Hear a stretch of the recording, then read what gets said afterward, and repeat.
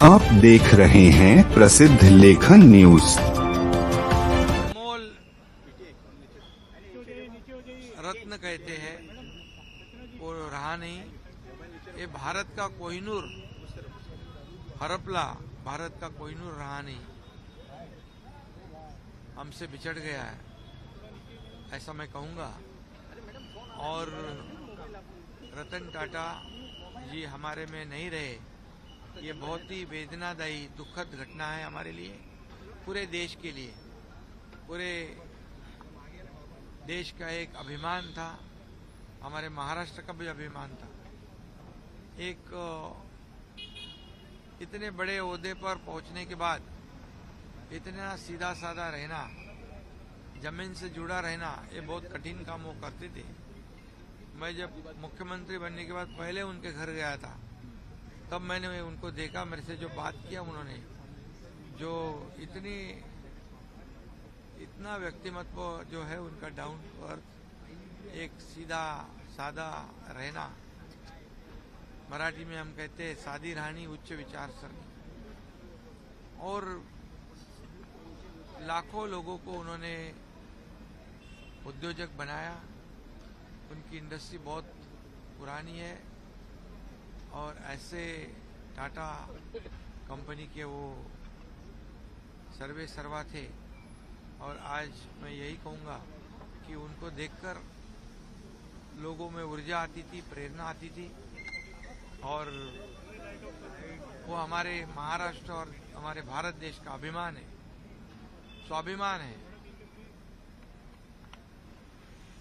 उन्हें हमारे सरकार ने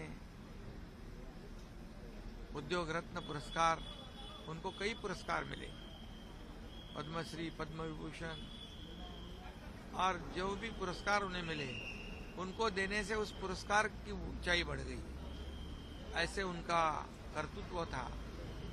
और लाखों करोड़ों लोगों को खुद के पैरों पे खड़ा करने का काम उन्होंने किया है।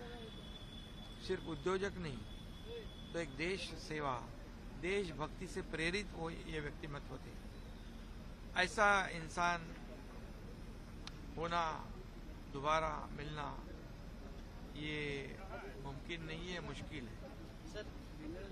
और इसलिए मैं उनको महाराष्ट्र सरकार की ओर से और महाराष्ट्र की तमाम 12.5 करोड़ जनता की ओर से भावभीनी श्रद्धांजलि अर्पित करता हूँ।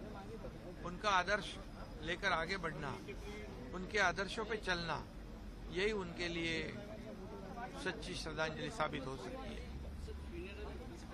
10 बजे से 4 बजे तक उनको एनसीपीए में दर्शन के लिए लोगों के लिए रखेंगे, ऐसा उनके रिश्तेदारों ने कहा है। और उसके बाद आगे की अंतिम विधि उनका होगा, बदली में होगा, ऐसा कहा होगा। मैं फिर एक बार उनको भावपूर्ण श्रद्धांजलि अर्पित करता हूँ।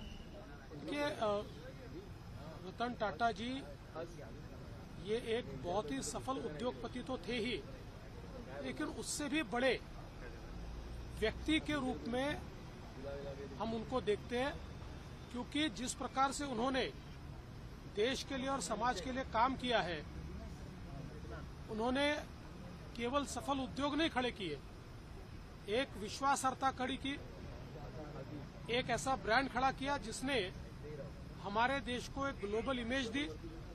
और उसके साथ साथ अपनी संपत्ति को टाटा ट्रस्ट में विलीन करते हुए उन्होंने इस विश्वस्त व्यवस्था से, ट्रस्ट से, जिस प्रकार के फिलेंथ्रोपिक काम उन्होंने किए हैं, चाहे वो शिक्षा के क्षेत्र में हो, चिकित्सा के क्षेत्र में हो, रिसर्च के क्षेत्र में हो, बुनियादी क्षेत्र में हो, समाज और देश के उपयोगी जो कार्य उन्होंने टाटा ट्रस्ट के माध्यम से किए हैं, मैं ऐसा मानता हूं कि जितने महत्वपूर्ण उनके उद्योग है, उतने महत्वपूर्ण ये कार्य भी है। इसीलिए एक बहुत बड़े मन का व्यक्ति आज हमारे बीच से चला गया है। देश के लिए ये बहुत बड़ा नुकसान है। टाटा सन्स के पूर्व चेयरमैन रतन टाटा का बुधवार देर रात निधन हो गया। इसको लेकर महाराष्ट्र कैबिनेट की बैठक में रतन टाटा को श्रद्धांजलि दी गई। मुख्यमंत्री एकनाथ शिंदे ने बैठक में इस संबंध में शोक प्रस्ताव पेश किया। इस अवसर पर एक प्रस्ताव भी पारित किया गया, जिसमें केंद्र से रतन टाटा को उनकी उपलब्धियों के लिए भारत रत्न से सम्मानित करने का अनुरोध किया गया। रतन टाटा के निधन से पूरे देश में शोक की लहर दौड़ गई है। सीएम एकनाथ शिंदे ने रतन टाटा के निधन पर शोक जताते हुए उन्हें देश का अभियान बताया है। टाटा के निधन पर महाराष्ट्र में एक दिन के शोक की घोषणा की गई है। रतन टाटा को श्रद्धांजलि के तौर पर यह राजकीय अंत्येष्टि होगी। इस दौरान प्रदेश के सरकारी कार्यालयों के राष्ट्रीय ध्वज झुके रहेंगे। इसके साथ ही राज्य में कोई मनोरंजन कार्यक्रम नहीं होंगे। रतन टाटा का राजकीय सम्मान के साथ अंतिम संस्कार होगा। मुंबई ने अपना पितामह खो दिया है, एकनाथ शिंदे। इससे पहले एक्स पर पोस्ट कर सीएम एकनाथ शिंदे ने रतन टाटा के निधन पर शोक भी जताया था। उन्होंने लिखा, रतन टाटा के निधन से मुझे गहरा दुख हुआ है। टाटा भारतीय उद्योग जगत के महानतम लोगों में से एक थे। टाटा समूह के माध्यम से उन्होंने यह सुनिश्चित किया कि भारतीय उद्योग को दुनिया में एक उल्लेखनीय स्थान मिले। उन्हें उनकी नैतिकता, नेतृत्व और राष्ट्र प्रेम के लिए हमेशा याद किया जाएगा। उनमें अंदर निर्णय लेने का असाधारण गुण था। उन्होंने हमारे जीवन को बदल दिया।